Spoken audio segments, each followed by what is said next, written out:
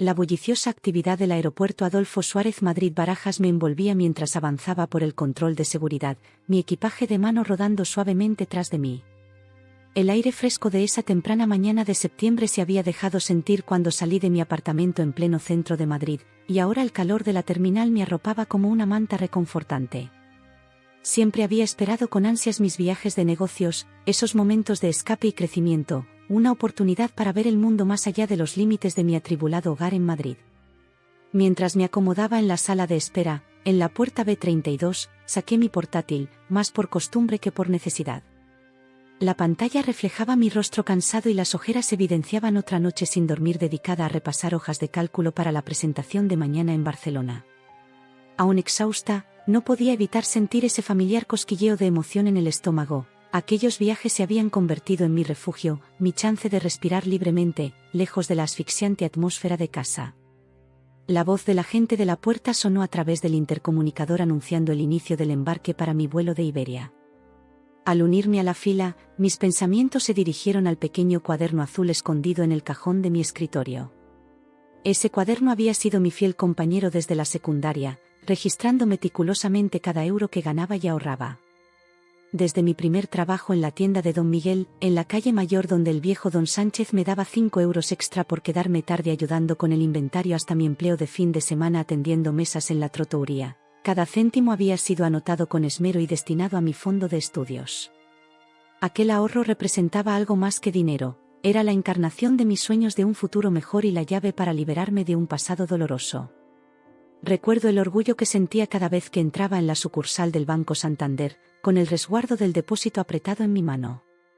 Sara, la amable cajera que me había visto crecer, siempre me recibía con una sonrisa cálida y palabras de aliento. Construyendo tu futuro, un depósito a la vez, me decía, y yo le devolvía la sonrisa, consciente de que cada transacción me acercaba a mis metas. El recuerdo de aquellas visitas al banco hizo que se me apretara el pecho al encontrar mi asiento de ventanilla, el 14A. Guardé mi equipaje de mano en el compartimento superior y me acomodé, observando cómo los demás pasajeros iban pasando. Una joven madre luchaba con un asiento infantil, y me levanté para ayudarla, recordando cómo mi propia madre solía batallar con tareas similares antes de que mi padrastro, Ricardo, entrara en nuestras vidas. La sonrisa agradecida de aquella mujer calentó algo en mi interior, recordándome que la bondad aún existía en el mundo, aunque en casa pareciera haberse esfumado. Mientras el avión comenzaba a rodar por la pista, pensé en el tenso desayuno de esa mañana. Mi padrastro, Ricardo, apenas había reconocido mi presencia, ocultando su rostro tras la lectura de un diario, como de costumbre. Su silencio, casi peor que sus palabras al menos, cuando hablaba, sabía con lo que me enfrentaba se erigía en una arma precisa, destinada a hacerme sentir pequeña e insignificante en mi propio hogar. Los motores rugieron y sentí el empuje familiar contra mi asiento mientras despegábamos. A través de la ventanilla, observé cómo Madrid se hacía cada vez más pequeña, con el río Manzanares serpenteando como una cinta plateada por la ciudad. Desde allí arriba, todo parecía pacífico, ordenado, incluso hermoso. Ojalá la vida en tierra pudiera ser tan sencilla. Mis pensamientos se remontaron a incontables noches en mi habitación, con auriculares puestos, dejando que la música ahogara la voz de Ricardo, que criticaba la cocina, la limpieza, la existencia misma de mi madre. Ella había cambiado desde que se casó con él hace 5 años, su sonrisa, antes radiante, se volvía escasa y sus hombros, siempre encorvados, parecían esperar el próximo golpe verbal. Había visto impotente cómo su espíritu se marchitaba, como una flor que se desvanece en la sombra, mientras me juraba a mí misma que jamás permitiría que alguien apagara mi propia luz. La voz de la azafata irrumpió en mis ensueños anunciando que habíamos alcanzado una altitud de crucero de 10.600 metros aproximadamente. Acepté una taza de café, cuyo calor amargo era un consuelo mientras sacaba mis materiales para la presentación. El trabajo se había convertido en mi santuario, un lugar donde mis ideas eran valoradas y mis aportes reconocidos. Mi jefa, Jennifer, me había tomado bajo su ala cuando empecé en la consultora hace 2 años, recién graduada de un instituto de formación profesional. Ella vio en mí una determinación para triunfar a pesar de las adversidades, algo que yo aún no había comprendido por completo. Al mirar las hojas de cálculo frente a mí, una oleada de orgullo me embargó. Cada cifra, cada análisis minuciosamente elaborado, representaba un paso más alejándome de la vida que conocía y acercándome a la que estaba forjando para mí. El fondo de estudios que tanto cuidé era mi boleto para terminar la carrera, e incluso para cursar un MBA. Cada depósito era un voto silencioso que me aseguraba superar los obstáculos puestos en mi camino. El hombre de aspecto de abuelo, con su chaqueta de tweed, que se sentaba a mi lado, notó mi intensa concentración en los documentos financieros y amablemente preguntó: ¿Gran presentación? Asentí, agradecida por la distracción, y entablamos una conversación amena sobre estrategia empresarial y tendencias del mercado. Por primera vez en el día, me relajé. Eso era lo que amaba de viajar, esos encuentros fortuitos con desconocidos que me veían no como la problemática hijastra de Ricardo, sino como una profesional capaz con algo que aportar. Mientras hablábamos sobre el cambiante panorama del mundo de la consultoría, sentí como la tensión en mis hombros empezaba a disiparse. Aquí, a kilómetros sobre el suelo, la influencia de Ricardo no podía alcanzarme. Sus juicios severos y decisiones desalmadas parecían tan distantes que cada kilómetro se convertía en un respiro temporal de las luchas diarias. Las nubes que se agolpaban fuera de mi ventanilla formaban una barrera pacífica entre mi realidad y la vida que, poco a poco, dejaba atrás. La voz del capitán anunció nuestro descenso inicial hacia el aeropuerto de Barcelona El Prat. El horizonte de Barcelona emergía entre las nubes, con el sol matutino reflejándose en edificios de vidrio y acero. Una ciudad nueva, una oportunidad fresca, la ocasión perfecta para demostrarme a mí misma de nuevo. Recogí mis materiales, enderecé mi blazer y me preparé para él. Aterrizaje, lista para enfrentar cualquier desafío. Había estado preparándome toda mi vida, no solo para la presentación, sino para mantenerme firme por mí misma y mostrar al mundo de lo que era capaz, a pesar de aquellas voces que intentaron convencerme de lo contrario. El vuelo a Barcelona entró en esa pausa tranquila que sigue al servicio de bebidas y precede al descenso. Fuera, el paisaje se había transformado en un mosaico de campos agrícolas, cada parcela cultivada y medida con precisión. Justo cuando había repasado mi presentación por última vez y comenzaba a permitirme relajarme, mi teléfono vibró contra mi cadera. Al principio casi lo ignoré, la mayoría de mis colegas sabían que estaba de viaje y mi madre siempre prefería enviar mensajes en lugar de llamar. El número, desconocido en mis contactos, tenía un prefijo que me hizo encoger el estómago. Miré a mi acompañante, el amable caballero de tweed, pero él ya se había quedado dormido, con sus gafas de lectura posadas precariamente en la punta de la nariz. Respiré hondo, pulsé el botón de contestar y me excusé en silencio para dirigirme a la parte trasera del avión, donde las azafatas acababan de guardar el carrito de servicio. El zumbido constante de los motores me brindaba una extraña privacidad mientras sostenía el teléfono junto a mi oído. «Hola». Emilia, la voz que se filtró por el auricular heló mi sangre. «Ricardo». Mi padrastro nunca me llamaba, de hecho, apenas reconocía mi existencia, incluso cuando compartíamos el mismo hogar. Algo estaba mal. Muy mal. «Estoy en un vuelo», dije, tratando de mantener mi voz firme. «¿Está mamá bien?». Fue el primer pensamiento que me invadió, la primera razón para este contacto sin precedentes. Su risa fue áspera y desprovista de calor. «Tu madre está bien. Está en su club de lectura, probablemente chismeando con esas otras mujeres inútiles». Sentí como mi mano se cerraba en un puño. «Esto es por tu pequeña cuenta de ahorros».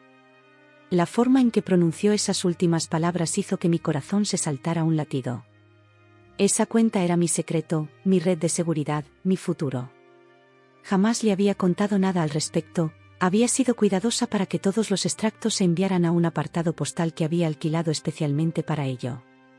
«¿Y qué hay de ella?», logré preguntar, aunque mi boca se había secado. «¿De verdad creíste que podías ocultármelo?». Su voz adoptó ese tono engreído que conocía tan bien, el mismo que usaba cuando creía tener la ventaja. «Yo soy el cabeza de este hogar. Nada ocurre bajo mi techo sin que yo lo sepa». Una azafata pasó junto a mí, mirándome con preocupación. Debí haber palidecido, pues ella gesticuló silenciosamente. «¿Estás bien?». Asentí rápidamente y giré ligeramente hacia la ventanilla. Debajo, los campos habían dado paso a los extensos suburbios de Barcelona, aunque apenas lo noté. «Usé tus ahorros para estudios para pagar mis préstamos», declaró, cada palabra cayendo como un golpe de martillo. De todas formas, no lo necesitabas, nunca serás capaz de entrar a la universidad. ¿Alguien como tú? Por favor. En realidad, te hice un favor, te salvé de desperdiciar tu tiempo. El avión se sacudió con un tramo de turbulencia, pero ese golpe físico palidecía frente al impacto emocional de sus palabras. 6 años de ahorros, de turnos extra, de fiestas perdidas, de planeación cuidadosa y de sueños, desaparecieron de un plumazo. El pequeño cuaderno azul en mi escritorio, lleno de cálculos meticulosos y proyecciones esperanzadoras, se reducía a un simple registro de sueños rotos. ¿Cómo? Susurré, aunque ya lo sabía. Debe haber encontrado los extractos bancarios husmeando en mi habitación, o quizás sacó la información de alguien del banco con su labia encantadora. Ricardo podía ser carismático cuando quería, presentándose como el padrastro preocupado que velaba por los intereses de su hija. ¿Y qué importa?, dijo con desdén. El dinero se ha ido, transferido esta misma mañana. Tal vez la próxima aprendas a no guardarme secretos. Hubo una pausa, y casi podía verlo sentado en su sillón de cuero, girando ese costoso Scotch que tanto amaba. Deberías estar agradecida, en realidad. Te salvé de hacer el ridículo. ¿Universidad? ¿Estudios de posgrado? Eso es para gente que tiene algo que ofrecer al mundo. Eres como tu madre, sueños pequeños, mente pequeña. El altavoz se encendió de nuevo, anunciando nuestro descenso hacia el aeropuerto de Barcelona El Prat. Apenas lo oí por encima del rugido en mis oídos. A mi alrededor, los pasajeros volvían a sus asientos, las azafatas realizaban las últimas comprobaciones, pero yo me sentía paralizada, con el teléfono pegado al oído mientras Ricardo continuaba su diatriba. Espero que seas más agradecida cuando regreses, decía. Después de todo, me he encargado de todo, como debe hacerlo un buen padre. La burla en su voz era inconfundible. No hace falta que me lo agradezcas ahora. Podemos hablar de tu gratitud cuando regreses a casa. Casa. La palabra que debía significar seguridad y confort se sentía ahora como una amenaza. La idea de volver a ese hogar, de enfrentarme a él al otro lado de la mesa, sabiendo lo que había hecho. Mi mano se aferró al borde del armario hasta que mis nudillos se volvieron blancos. Pero algo más se alzaba bajo el shock y la desesperación, una ira tranquila y persistente que jamás me había permitido sentir. Años de comentarios despectivos, de verlo aplastar poco a poco el espíritu de mamá, de andar con pies de plomo en mi propia casa. Todo se cristalizó en ese instante. Está bien, dije en voz baja, sorprendida de lo firme que sonaba mi voz. Espero que no te arrepientas.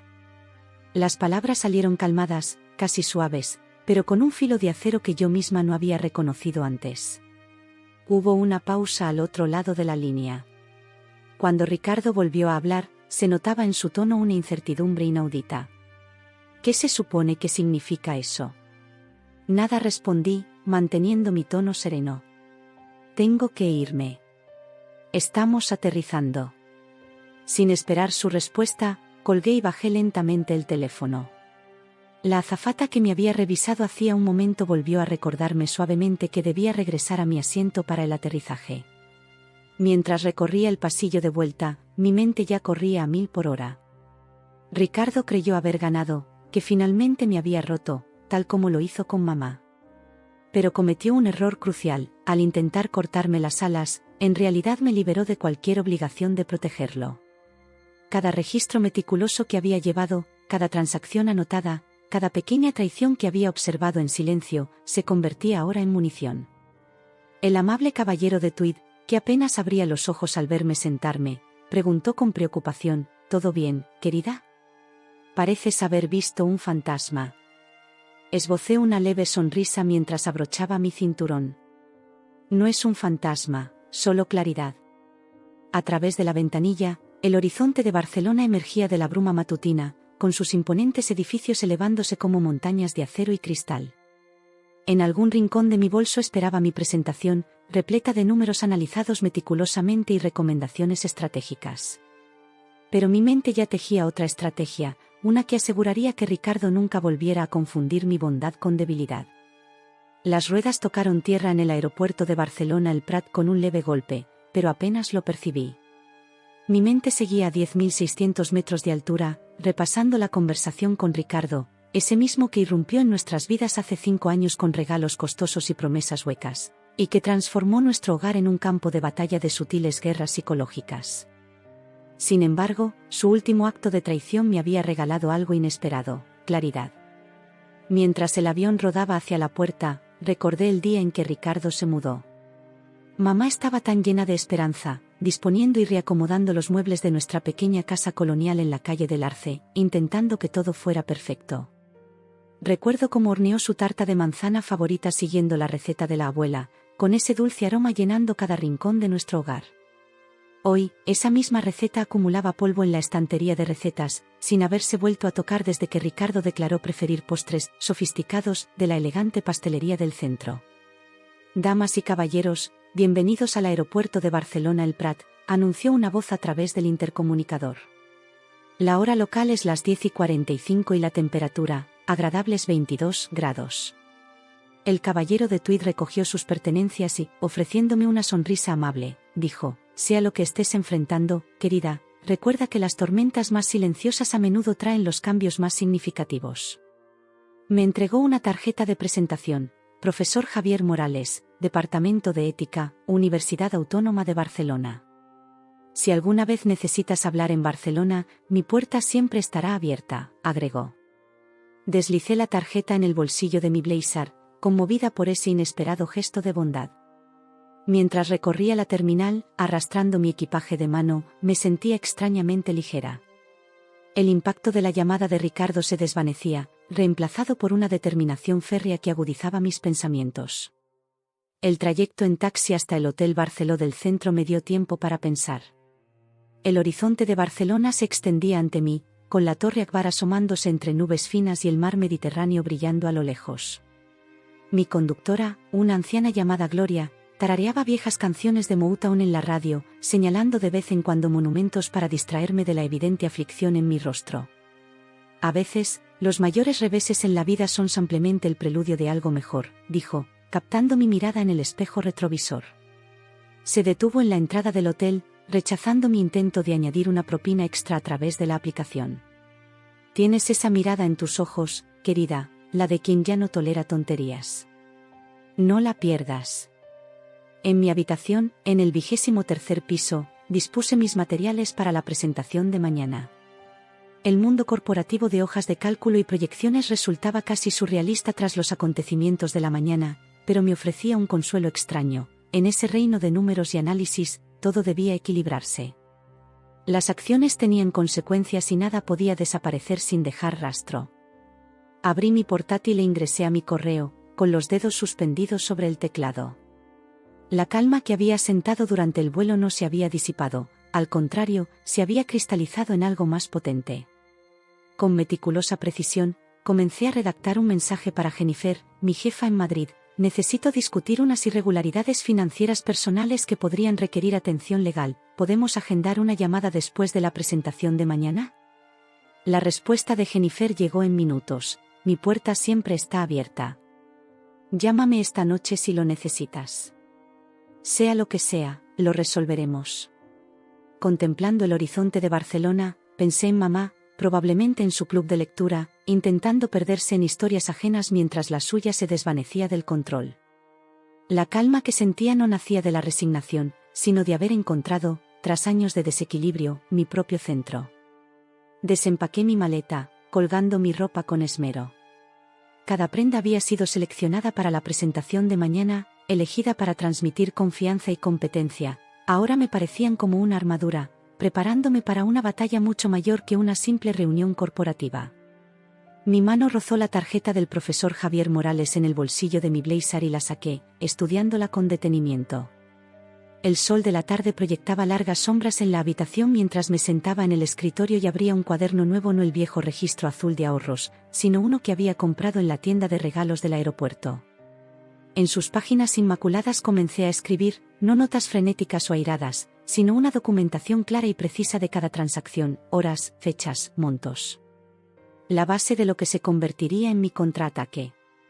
De repente, mi teléfono vibró con un mensaje de mamá: espero que hayas aterrizado bien.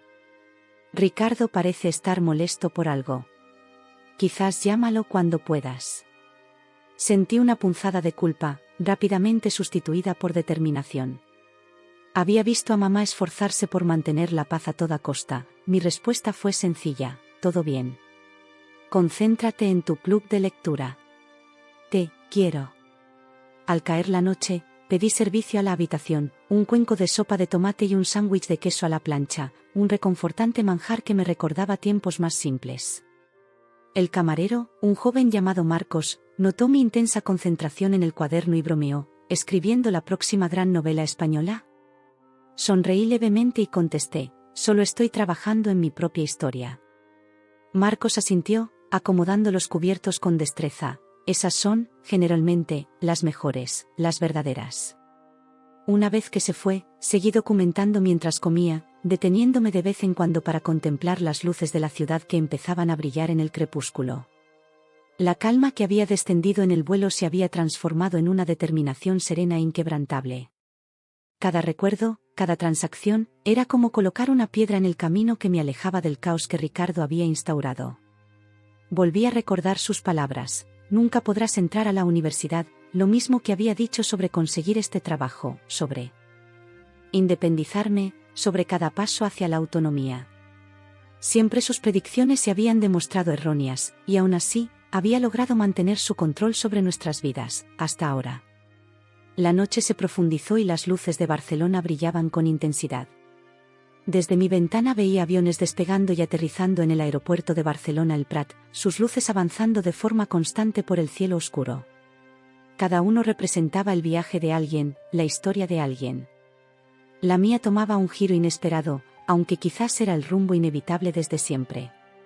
Antes de dormir, hice una última anotación en mi cuaderno, distinta a las demás. No se trataba de una transacción ni de una fecha, sino de una promesa para mí misma: la verdad no necesita gritar para ser escuchada. Era algo que mi abuela solía decir, mientras horneaba esas tartas de manzana que mamá luego se empeñaba en recrear para Ricardo. En ese entonces no comprendí del todo su significado. Ahora, preparándome para la presentación de mañana y lo que siguiera, por fin lo entendía. La calma que experimentaba no se debía únicamente a Ricardo o al dinero robado, sino a comprender que a veces las respuestas más silenciosas tienen el mayor peso. Al apagar las luces y contemplar una última vez la ciudad extendida abajo, supe que esa calma no marcaba un final, sino un comienzo.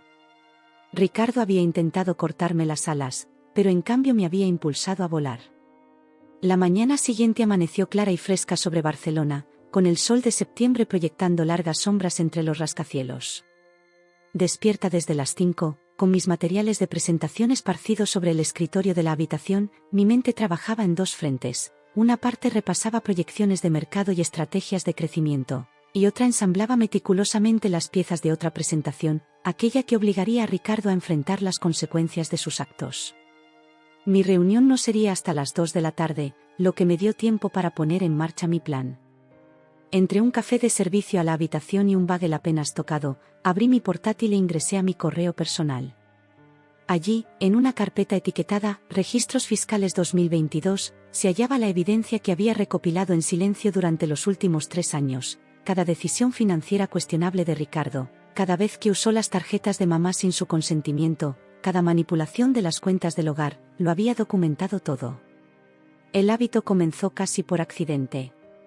Cuando inicié mi trabajo en Gómez y Asociados Consultoría, me asignaron un caso de irregularidades financieras en una empresa mediana. María Rodríguez, la analista principal, me enseñó a rastrear flujos de dinero y a detectar patrones en transacciones aparentemente inocuas. Los números cuentan historias, si sabes escuchar, me decía. Empecé a aplicar esos principios en casa, más para proteger a mamá que por otra cosa, y ahora esas habilidades servirían para un fin muy distinto. Tomé mi teléfono y marqué el número de María. Aunque en Barcelona era aún temprano, en Madrid ya era media mañana, pues ella se había mudado allá el año pasado para dirigir la división de contabilidad forense de una gran firma. Contestó al segundo timbre. ¿Emilia? Es una sorpresa, no me digas que estás teniendo problemas con la presentación en Barcelona. Respondí, la presentación está bien, pero necesito tu consejo sobre algo personal. Le expliqué la situación, los ahorros robados, años de manipulación financiera y la meticulosa documentación que había llevado. María escuchó sin interrumpir, casi viéndola tomar notas, con su mente analítica ya en acción. Finalmente dijo: envíame lo que tengas. Y, Emilia, contacta a Diana Chen en Abogados de Primera. Dile que te envié, ella se especializa en casos como este. Para las 9 ya había enviado correos a Diana Chen y al profesor Javier Morales, quien, con su experiencia en ética, aportaría una perspectiva crucial sobre lo institucional de lo que Ricardo había hecho. También tenía una reunión programada con Jennifer para el día siguiente en mi regreso a Madrid. Cada paso se sentía como colocar una pieza en un tablero de ajedrez, trazando una estrategia que Ricardo jamás prevería. El centro de negocios del hotel estaba vacío cuando bajé a imprimir algunos documentos. Mientras la impresora zumbaba produciendo copias de extractos y registros, recordé el día en que Ricardo mostró sus primeras señales verdaderas durante una cena familiar, unos 6 meses después de mudarse. Mamá había comentado que quería tomar un curso de historia del arte en un instituto de formación profesional. Aunque Ricardo aparentó apoyarla, sonrió, asintió y preguntó sobre el curso. Esa misma semana el catálogo desapareció de la mesa, y al mes siguiente reparaciones inesperadas en el coche consumieron el dinero que mamá había apartado para la matrícula. Fue sutil, pero marcó un patrón. De regreso en mi habitación, organicé los documentos impresos en 3 carpetas, la primera con evidencia del mal uso que hacía de las cuentas de mamá, la segunda detallando su interferencia con mis ahorros y planes educativos, y la tercera quizás la más condenatoria mostrando un patrón de abuso financiero documentado a lo largo de años de observación cuidadosa.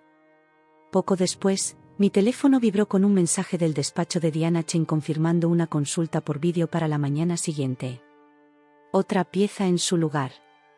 Miré la hora, aún faltaban 4 horas para mi presentación. Aproveché el receso para llamar a mi viejo amigo Tomás, ahora funcionario junior en la sucursal del Banco Santander donde tenía mi cuenta de ahorros. Necesito saber exactamente cómo lo hizo, le expliqué tras hacerle jurar secreto. Cada paso, cada formulario, cada firma. Tomás guardó silencio por un momento y luego dijo: él vino ayer por la mañana, traía toda la documentación en regla, poder notarial y todo, y dijo que te ayudaba a consolidar tus cuentas para fines fiscales. Pero, Emilia, esos documentos parecían perfectos. Sin embargo, sabiendo lo que me contaste, no podían ser auténticos. ¿Puedes enviarme copias? Ya lo hice. Revisa tu correo. Los documentos falsificados eran la pieza que me faltaba. Los añadí a mi creciente expediente, constatando cómo Ricardo había imitado la firma de mamá en el poder notarial. Eran muy buenos, pero no perfectos, igual que todo lo demás en la fachada cuidadosamente erigida de Ricardo. Al mediodía pedí el almuerzo, pero no pude comer. En lugar de ello, paseé por la habitación repasando mi presentación por última vez mientras afinaba mi estrategia para enfrentar a Ricardo. Ambas tareas requerían preparación meticulosa, comunicación clara y un profundo entendimiento de la naturaleza humana. Pensé en mamá, seguramente en su turno de voluntariado en la biblioteca local, colocando libros y ayudando a los usuarios, encontrando formas de mantener su independencia a pesar de las constantes socavaciones de Ricardo. Ella siempre me había enseñado que la educación era la llave a la libertad, que el conocimiento nadie te lo podía arrebatar. Ricardo trató de demostrar que estaba equivocada robándome el fondo para la universidad, pero en su intento solo evidenció lo certera que era mamá. El conocimiento adquirido, las habilidades desarrolladas, las redes construidas, esas eran las herramientas con las que contraatacaría. Un golpe en la puerta me sacó de mis pensamientos. Era Marcos de servicio a la habitación, recogiendo la bandeja de la cena de ayer. ¿Gran día?, preguntó, observando la cantidad de documentos esparcidos sobre mi escritorio. Se podría decir, respondí, esbozando una leve sonrisa. Bueno, mi abuela siempre decía que la mejor venganza es vivir bien, comentó, añadiendo con un guiño, aunque tener tus papeles en orden se acerca bastante. Al vestirme para la presentación traje gris carbón, camisa blanca impecable y esos pendientes de perlas que mamá me regaló al graduarme. Sentí un propósito que trascendía el éxito corporativo. Cada correo enviado, cada documento reunido, cada conversación sostenida era otro hilo en la red que, tarde o temprano, atraparía a Ricardo en su propio juego. Mi teléfono vibró con un correo del profesor Javier Morales, quien aceptaba actuar como perito en caso de ser necesario, el abuso financiero se esconde tras una máscara de autoridad legítima. Exponerlo requiere no solo pruebas, sino también coraje. De pie junto a la ventana, mirando el horizonte de Barcelona, toqué mis pendientes de perlas en busca de suerte. En pocas horas daría una presentación que podría impulsar mi carrera, pero la verdadera confrontación, aquella que lo cambiaría todo, aún se estaba forjando. Ricardo pensó que había ganado al quitarme mis ahorros, sin saber que en realidad me había otorgado lo más valioso, la razón final para dejar de protegerlo de sus propios actos. Antes de acostarme, hice una última entrada en mi cuaderno. No era una transacción ni una fecha, sino una promesa para mí misma: la verdad no necesita gritar para ser escuchada. Palabras que mi abuela solía decir mientras horneaba esas tartas de manzana que mamá se empeñaba en recrear para Ricardo. Entonces no lo comprendí del todo. Ahora, preparándome para la presentación de mañana y lo que viniera, por fin lo entendía. 3 días después de mi regreso de Barcelona, llegué a la entrada de nuestra casa en la calle del Arce. La presentación había sido un éxito, recibiendo felicitaciones del cliente y la orgullosa sonrisa de Jennifer, pero esa victoria se sentía distante mientras me sentaba en mi coche, observando cómo los últimos rayos del atardecer pintaban la casa colonial blanca en tonos de naranja y rosa, la misma casa que alguna vez fue un hogar, antes de que la presencia de Ricardo la convirtiera en algo totalmente distinto. Las rosas del jardín de mamá seguían floreciendo, su fragancia de final de verano se colaba por la ventanilla entreabierta. Ella las había plantado en la primavera anterior a la llegada de Ricardo, cuando la esperanza aún iluminaba su mundo. Ahora, parecían ser testigos de todo lo que había cambiado. Mis dedos se apretaron sobre el volante al notar el BMW de Ricardo en el garaje, con su superficie negra y brillante reflejando la luz moribunda. Había llegado temprano, algo inusual para un jueves. La casa estaba en un silencio que se asemejaba al aliento contenido. El aroma familiar de la lasaña de mamá se desprendía de la cocina, mezclado con el inconfundible olor del limpiador con esencia de pino que siempre usaba. Pero mamá no estaba. En su lugar, una nota en el frigorífico, escrita apresuradamente, anunciaba que se encontraba en su reunión del club de lectura. No podía ser coincidencia, Ricardo lo había planeado. La encontré en el estudio, exactamente donde esperaba. La habitación que una vez fue la alegre oficina de mi padre, repleta de recuerdos deportivos y fotografías familiares, había sido transformada en el dominio oscuro de Ricardo, con maderas pesadas y cuero. Allí estaba, sentado tras un imponente escritorio de caoba, con un vaso de su costoso scotch, fingiendo leer en su portátil. Emilia dijo sin levantar la vista, mi nombre brotando de su boca con un tono que me resultó repulsivo. Confío en que tu pequeño viaje de negocios fue un éxito. Entré de lleno, dejando mi maletín con sumo cuidado. En su interior había copias de cada documento y evidencia reunidos, los originales se encontraban a salvo en 3 lugares distintos, con Jennifer, con Diana Chen y en una caja de seguridad que Tomás me ayudó a conseguir. Muy exitoso, respondí con voz firme. De hecho, he aprendido mucho sobre documentación financiera y requisitos legales. ¿Te gustaría saber más al respecto? Ahora sí levantó la vista, entrecerrando los ojos. Nunca antes le había hablado de manera tan serena, casi agradable, pero con un filo que no lograba identificar. Una chispa de desprecio cruzó su rostro, junto a una sutil incertidumbre. No me interesan tus presentaciones corporativas, dijo, alcanzando su vaso. Aunque supongo que debería agradecerte por la contribución inesperada a mis finanzas. Muy generoso de tu parte. Hablemos de esa contribución, dije, abriendo mi maletín. El sonido de los papeles moviéndose se hacía estruendoso en el silencio del estudio. Específicamente, hablemos del poder notarial que usaste para acceder a mi cuenta, el que tiene la firma falsificada de mamá. El vaso se detuvo a mitad de camino hacia sus labios. No sé de qué hablas, replicó. No. Colocando el documento sobre su escritorio, junto a una declaración notariada de un perito en grafología.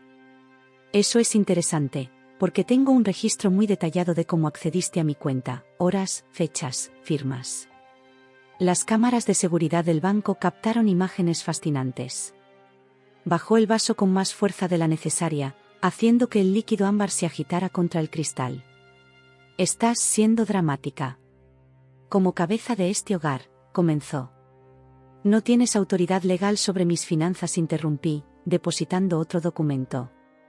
Esta es una declaración del Departamento de Fraude del Banco Santander. Están muy interesados en saber cómo transferiste fondos de una cuenta a la que no tenías acceso legal. La máscara de diversión condescendiente se deslizó ligeramente. Tu madre, empezó, pero yo continué, no tiene ni idea de que has estado usando sus tarjetas de crédito sin permiso, ni de que has manipulado sus estados de cuenta, ni de que la has aislado sistemáticamente de sus recursos financieros.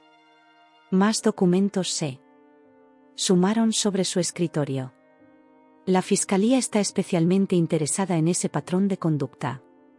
Ricardo se levantó bruscamente, su silla rodando contra la pared. Estás blufeando. No tienes el coraje ni los recursos para desafiarme.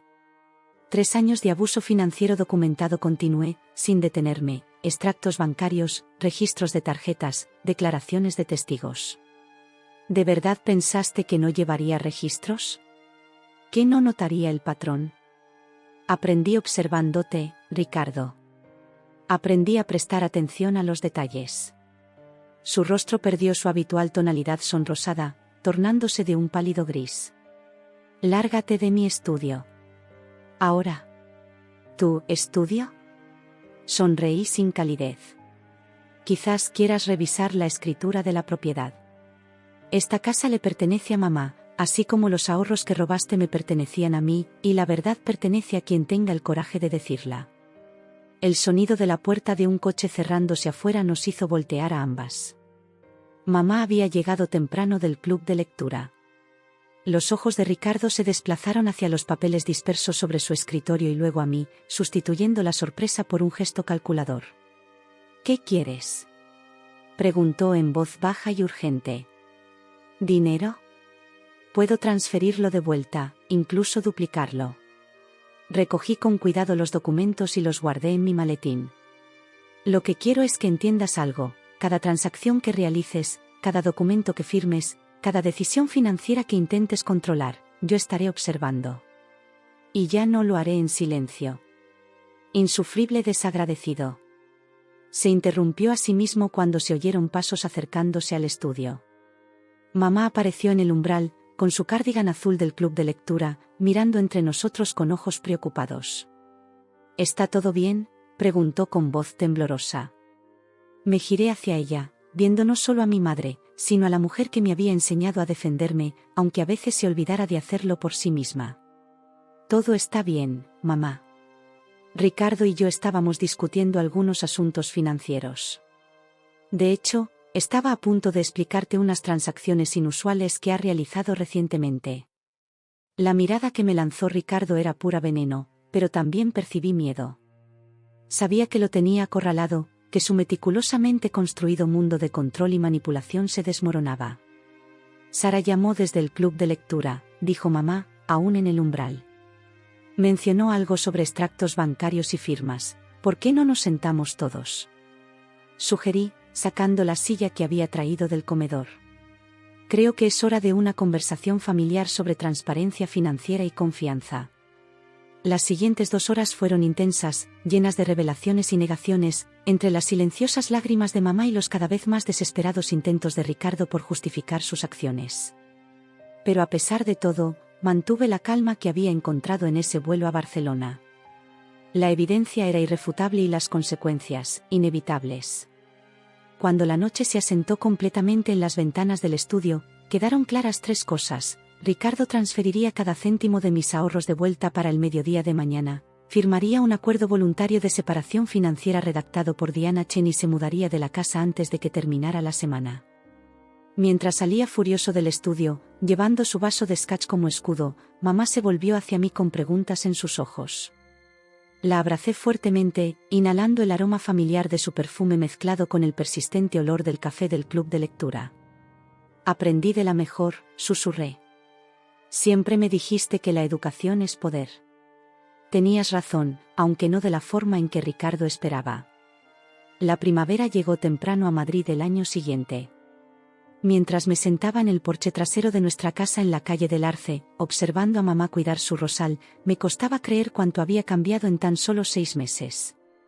El aire de la mañana era fresco y limpio, portador de la promesa de nuevos comienzos en cada aliento.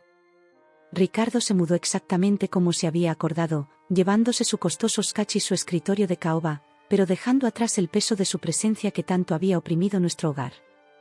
Los primeros días fueron de adaptación. Mamá se sobresaltaba con cada pequeño ruido, y ambas aprendíamos a relajarnos en el silencio que ya no estaba cargado de tensión. Poco a poco, como las rosas que emergen del letargo invernal, comenzamos a florecer de nuevo. Tomé un sorbo de café, sonriendo mientras mamá se enderezaba tras su labor en el jardín para saludar a nuestra nueva vecina, la señora Patterson, quien se había mudado a la casa contigua hacía 3 meses y se había convertido rápidamente en una visitante habitual, trayendo galletas caseras y conversaciones amenas, ese tipo de amistad vecinal que Ricardo habría desestimado como inferior, pero que ahora se sentía como otro punto en el tejido de nuestras vidas en recuperación. Mi portátil, abierto sobre la mesa del porche, mostraba mi última tarea para el curso en línea de gestión empresarial. Tras la partida de Ricardo y la recuperación de mis ahorros, me inscribí de inmediato en un programa nocturno en la Universidad Complutense de Madrid. El mundo corporativo aún me llamaba, pero ahora estaba edificando algo más, una base de conocimiento que nadie podría arrebatarme. Emilia. La voz de mamá me sacó de mis pensamientos. No olvides que hoy tenemos almuerzo con Jennifer. Jennifer había sido mucho más que mi jefa, se había convertido en mentora y amiga. Cuando le conté la historia completa, no solo apoyó mi decisión de continuar mis estudios, sino que reestructuró mi horario laboral para acomodar mis clases. Invertir en educación es invertir en el futuro de nuestra empresa, decía con un guiño. Mi teléfono vibró con un mensaje de Tomás del banco, reunión del comité de becas hoy. Tu solicitud luce fuerte, dedos cruzados. Después de todo lo sucedido, había comenzado a ser voluntaria en un programa de alfabetización financiera, ayudando a otros jóvenes a proteger y gestionar sus recursos. Tomás me había sugerido solicitar la beca para empleados, a pesar de ser solo voluntaria. El sol de la mañana se elevaba, proyectando sombras moteadas a través del viejo árbol de arces que daba nombre a nuestra calle. Recordé haberme sentado bajo ese mismo árbol de niña, leyendo y soñando con futuros que parecían imposibles en aquel entonces. Ahora esos sueños se veían más alcanzables que nunca. Estoy pensando en pintar de nuevo el estudio, dijo mamá, acomodándose en la silla del porche junto a mí. La habitación ha permanecido prácticamente intacta desde que Ricardo se fue, como un museo de malos recuerdos que aún no queremos alterar. Quizás de un azul claro, como el cielo, para abrir un poco el espacio. Le estreché la mano. La pulsera dorada que una vez simbolizó su cautiverio a Ricardo había desaparecido, sustituida por la pulsera de plata que sus amigas del club de lectura le regalaron como regalo de liberación. Ellas la habían apoyado en todo, esas mujeres a las que Ricardo había tachado de chismosas, su apoyo había sido invaluable en aquellos difíciles días de transición. Hablando del estudio dije, Diana Chen llamó ayer. Ya está listo el último papeleo de la separación financiera. Realmente se acabó. El agarre de mamá se apretó ligeramente. Aún no puedo creer lo fuerte que fuiste en todo esto. ¿Cómo supiste que tenías que conservar todos esos registros? Pensé en María Rodríguez, mi mentora en Gómez y Asociados, quien me enseñó a detectar patrones financieros, en el profesor Morales, cuyos conocimientos éticos ayudaron a construir nuestro caso, en Jennifer, que me demostró que el éxito profesional y la integridad personal podían ir de la mano. Tuve buenos maestros, respondí. Y no solo los de las aulas. El sonido de niños jugando se colaba desde el parque al final de la calle. Era sábado, y el vecindario se llenaba de la actividad dominical, esa mañana ordinaria y pacífica que antes parecía imposible bajo la sombra del control de Ricardo. Poco después, mi teléfono volvió a vibrar con un correo de Diana Chen, el taller de alfabetización financiera que propuse, dirigido a víctimas de abuso económico, había sido aprobado por su firma. Querían que ayudara a desarrollar el currículo, basándome en mi experiencia personal y profesional. Otra forma de transformar el dolor en propósito. El club de lectura de la señora Patterson está leyendo esa novela que recomendaste, dijo mamá, sonriendo. La de la mujer que funda su propio negocio tras salir de un mal matrimonio. Quieren que vayas a hablar en su próxima reunión. Me reí. Yo, ¿de qué hablaría? Respondió mamá, esperanza, resiliencia, el camino a seguir. Una suave brisa movió los carillones que habíamos colgado juntos, mezclando su melodía con el canto de los pájaros y risas a lo lejos. Las rosas del jardín asintieron, captando la luz del sol. Todo parecía posible en ese instante, el futuro se extendía ante nosotras como una carretera abierta. Mi portátil emitió una notificación sobre mi próxima tarea, un estudio de caso sobre prácticas empresariales éticas y responsabilidad financiera. La ironía me hizo sonreír, cada lección, cada desafío, cada pequeña victoria contribuía a algo que apenas comenzaba a comprender. Estoy orgullosa de ti, dijo mamá en voz baja. No solo por haberte enfrentado a él, sino por ayudar a que otros encuentren su fortaleza también. La miré de verdad y vi no solo a mi madre, sino a una mujer que había hallado su propia fortaleza, que enseñaba historia del arte, plantaba rosas y reía con amigas nuevamente, que me mostró que nunca es tarde para recomenzar. Aprendí de la mejor, respondí, repitiendo aquellas palabras de aquella noche en el estudio de Ricardo, pero ahora con un significado distinto. No solo se trataba de enfrentarse a las injusticias, sino de avanzar, de construir algo nuevo a partir de las cenizas de lo roto. La mañana continuaba desplegándose a nuestro alrededor, pacífica, ordinaria, extraordinaria en su libertad. Mis materiales de clase esperaban en el portátil, mis notas para el taller de alfabetización necesitaban revisión, y el almuerzo con Jennifer estaba a pocas horas. Pero por ahora, me senté con mamá bajo el sol primaveral, escuchando los carillones y observando cómo las rosas florecían, comprendiendo que las victorias más grandes a veces no se consiguen en confrontaciones espectaculares, sino en mañanas tranquilas llenas de posibilidades. El futuro se abría ante nosotras, no como un camino de escape, sino como una vía de oportunidades. Cada paso, cada pequeño logro, cada instante de paz era testimonio de la fortaleza que habíamos descubierto, no solo al enfrentarnos a Ricardo, sino al creer en nosotras mismas y en el poder de los nuevos comienzos.